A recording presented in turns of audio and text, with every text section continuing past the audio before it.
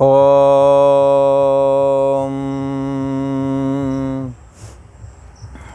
श्री योग वासिष्ठ के स्थिति प्रकरण में श्री वशिष्ठ जी महाराज बोले, हे राम जी, सर्व दुख का देने वाला और सर्व सुख का देने वाला फल सब ठौर सब काल में सबको अपने कर्म के अनुसार ही होता है। ये देखो साफ और क्लियर।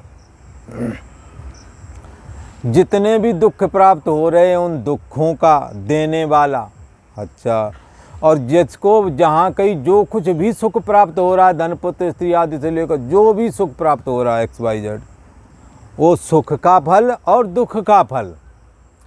चाहे जो कोई दुखी है वो भी एक कर्म का फल है, और जो कोई सुखी है वो भी एक कर्म का ही फल है।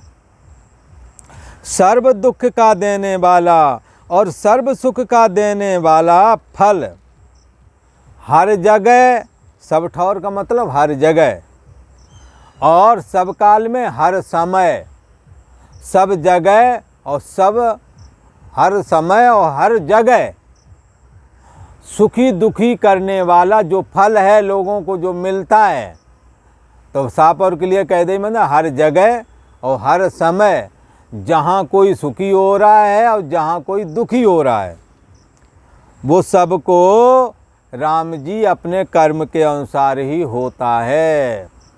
शास्त्र घुमा फिरा के उसी बात को कहते हैं। रामचरितमानस में इसी बात को कैसे कहा है? कोई नहीं काऊ कर सुख दुख कर दाता, निजकृत कर्म भोग सब भ्राता। कोई किसी को सुखी नहीं करता और कोई किसी को दुखी नहीं करता है, ये सब अपने कर्मों का फल ही है जो हमें सुखी कर रहा है। अच्छी पत्नी अच्छी पति, अच्छा पति अच्छी पत्नी, कई बड़ाई करते हैं हमारी पत्नी बहुत बढ़िया है, खुश होते हैं। कुछ समय बाद जब जली कटी सुनाते तो रोने आ जाते थे। उनका पहले क्यों बड़ाई करे थे तुम? हाँ, पहले बड़ाई करो फिर बाद में निंदा करो, ऐसे अच्छा बड़ाई ना करो तो निंदा भी ना करनी पड़े, पर मानोगे नहीं। जाकर उन लोगों को सुनाओगे जिन्हें उससे कोई लेना देना नहीं। इसलिए संपत्ति यस्य न हर्षो विपद विषादे रणे न भीरत्वम तम भुवनम त्रिय तिलकम जननी जनियत सुतम विरलम। संपत्ति प्राप्त हो सुखी न हो में तेराए ना। अगर न ऐसा कोई है तो बड़ा भाग्यशाली है, उसकी माँ बहुत पुण्यात्मा है जिन्होंने ऐसी संतान को जन्म दिया है जो खुशी पचा जाता है। दुख के लिए जब दुख थोड़ा मोड़ा दुख आ जाता तो उसे किसी को आंसू डाल के रो कर के किसी को दिखाने नहीं जाता, पीछे से वो ताली मार के हंसते हैं। सुन उठ रहे हैं लोग सब बाँट न रहे है, कोई बाँट नहीं लगता है, हंसते हैं सभी। संपत्ति में आया हुआ सुख सह लेना चाहिए। तुम्हारे सुख से कोई दुखी तो नहीं हो रहा, ये भी तो देख लो। तुम विवाह कर रहे हो, इतनी आतिशबाजी ढोल नगाड़े कर रहे हो, जरा देखो कोई हार्ट पेशेंट वाले भी होंगे, थोड़ा कम धीमे करके निकल जाओ, चैन से उनका भी समय गुजर जाने दो। तुम्हारा विवाह हो रहा, नाच रहे हो, पर दूसरों का नहीं, तो विरोध नहीं, नाचो, पर कहीं कहीं प्रॉब्लम है थोड़ा, उससे भी बचा दो। कई मरीज हैं, कहते क्या बताऊं, अभी यहाँ ढोल नगाड़े बचेंगे, मैं कहाँ जाऊं, मुझे को दर्द होने लगता है या मेरे को दिक्कत होने लगती है, बहुत ज़्यादा आवाज़ करने, ये डीजे बजाते हैं, हार्ट वालों को दिक्कत होने लगती है, पर नहीं मानते, ये सुख को नहीं पचा पा रहे हैं। तो क्या है, यहाँ कहते हैं कि हर समय हर जगह जो भी सुखी और दुखी होने वाले लोग हैं वो ऐसा समझ लें कि सबको अपने कर्मों के अनुसार ही हो रहा है। कोई नहीं काऊ कर सुख दुख कर दाता, निजकृत कर्म भोग सब भ्राता। अरे भाई, ये कोई किसी को सुखी दुखी नहीं करता। अच्छी पत्नी तुम्हारा अपना अच्छा कर्म ही बन कर के आया है, अच्छा पति कोई पति पुरुष ऐसे ही हैं सबके सब। किसी में गुण अधिक, किसी में दोष अधिक। माया के द्वारा रचा शरीर है, कोई निर्दोष नहीं है। कम ज़्यादा का अंतर पड़ता है। गुण और दोष में सृष्टि ब्रह्मा जी ने की है, इसलिए बहुत ज़्यादा इस पर वो नहीं करना, दिमाग नहीं खपाना, और ऐसा समझ के समझौता करके ही चलना है कि हाँ, अच्छा कर्म ही अच्छा पत्नी या अच्छा पति है। ना कोई किसी की पत्नी, ना कोई किसी का पति है। तुम्हारे अच्छे कर्म ही धंधा रोजगार अच्छा जो चल रहा है वो चल रहा है। जब वो प्रारब्ध कम डाउन पड़ता तो डाउन वो भी हो जाता है। इसलिए ये कर्म का ही फल है। एक दिन राम जी नंदीगण ने ये नंदी जो शिव जी के सम्मुख जो नंदी बाबा बैठे रहते, नंदी बैल, एक दिन नंदी ने एक सरोवर में जाकर के भगवान सदाशिव का आराधन किया और सदाशिव प्रसन्न हुए तो उन्होंने मृत्यु पर विजय प्राप्त कर ली। क्योंकि मृत्यु पर विजय प्राप्त करने हारे सदाशिव की आराधना जो की है, मृत्यु रहित सदाशिव की उपासना मृत्यु रहित बना देती है। इसलिए शिव जी की भक्ति से बढ़कर के और कोई भक्ति नहीं। शिव समान मोय प्रिय नहीं दूजा, राम जी ने कहा था। लिंग थाप कर विधवद पूजा, शिव समान मोय प्रिय नहीं दूजा। परम रम उत्तम यह धरनी, महिमा जासु जाए नहीं बरनी। करो यहाँ शंभु थापना। रामेश्वरम के लिए भगवान श्री राम प्रभु ने मन में सोचा, मोरे हृदय परम कल्पना, मेरे हृदय में ये बड़ी भारी इच्छा है यहाँ मैं शिव जी की स्थापना करूं। तो फिर रामेश्वरम की स्थापना भगवान श्री राम जी ने की थी।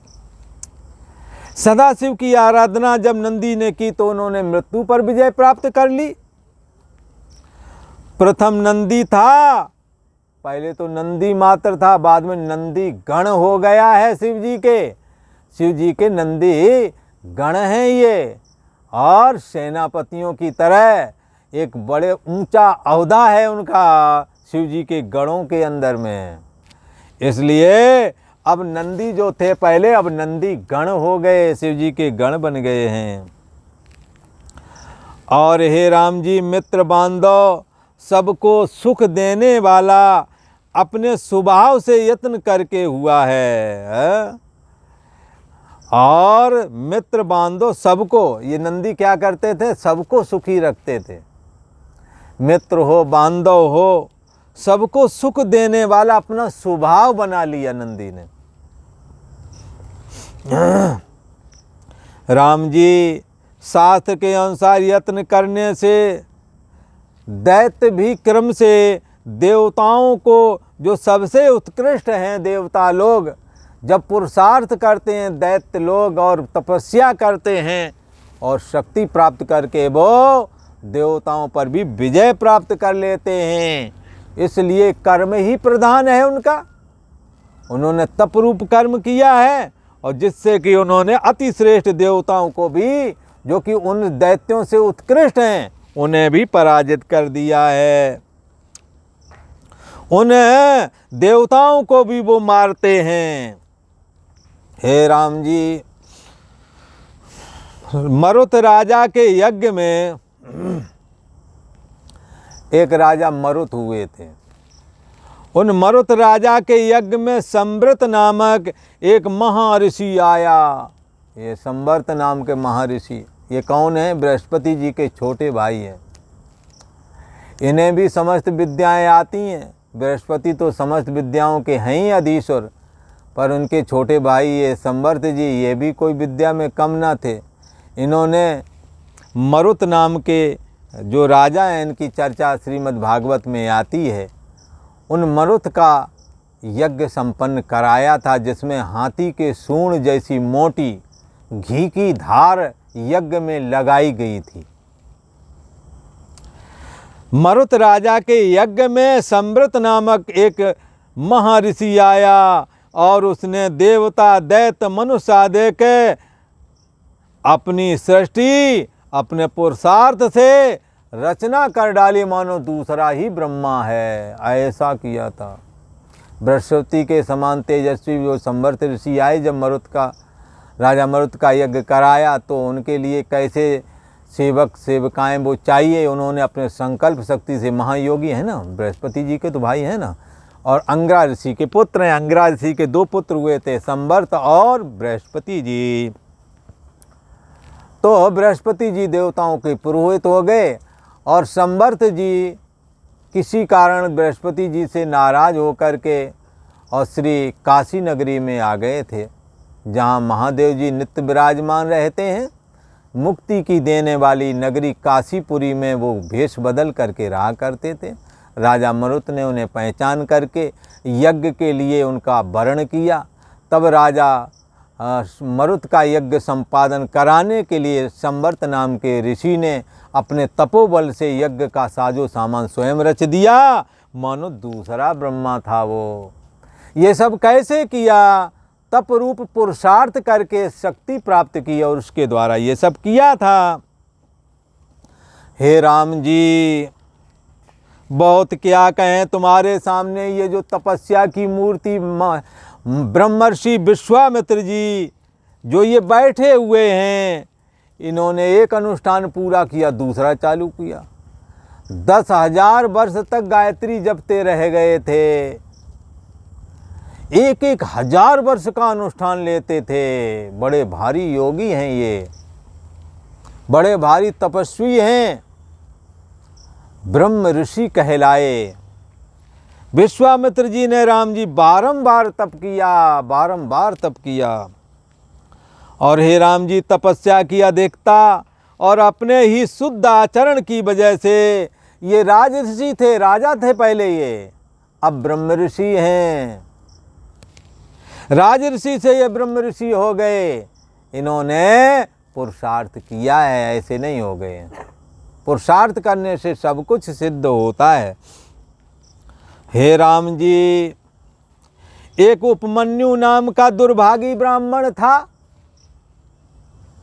उपमन्यु नाम के एक ब्राह्मण हुए थे, जिनके पिता असमय में ही मर गए और बाल्यावस्था में ही उन्होंने पिता के ना होने की वजह से बड़ी गरीबी देखी। घर में दूध नहीं था, लिहाजा उनकी माँ चावल को धुल करके सफ़ेद सफ़ेद जो पानी निकलता था उसको पिलाती थी। एक बार वो मामा के यहाँ गए और वहाँ बहुत ही सुंदर गाय का दूध पिया। फिर तो जब वापस अपने घर पर आए तो उन्होंने माता से कहा हमें दूध दे दो, तो माता ने वही चावल धुल करके दिया और कहा, तब उसे उपमन्यु ने उस चावल के धुले हुए पानी को फेंक दिया और कहा हे माता, इसमें वो ये दूध वैसा नहीं जो मामा के घर में मिला था।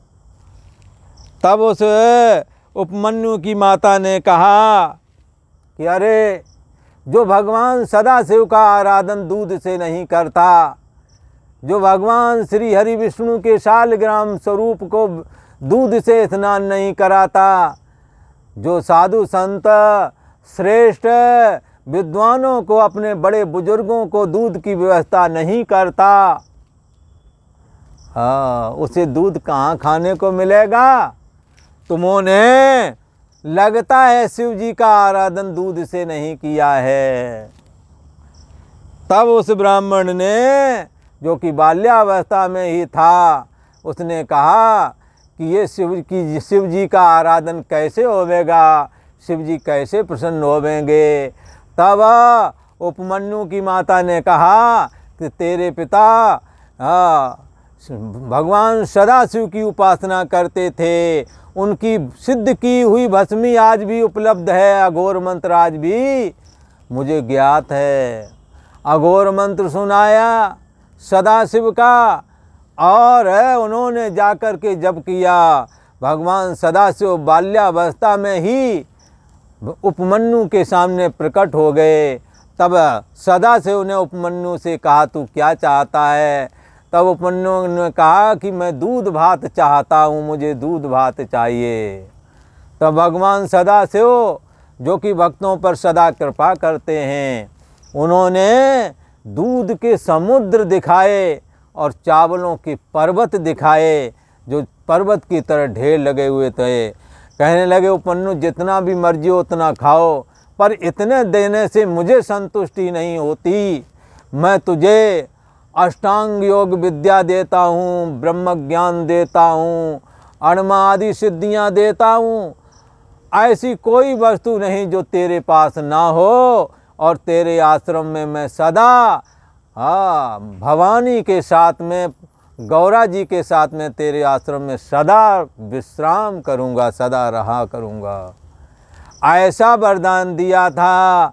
तो उपमन्यु के जो ये उन्नति हुई है, जो शैव्यों के आचार बने, भगवान श्री कृष्ण ने भी इनसे दीक्षा, शैव दीक्षा ली थी और 12 महीना का व्रत करके सांब नाम का पुत्र प्राप्त किया था। ये वही उपमन्यु हैं जो महाशैव हैं और सदाशिव की उपासना में लगे रहते हैं।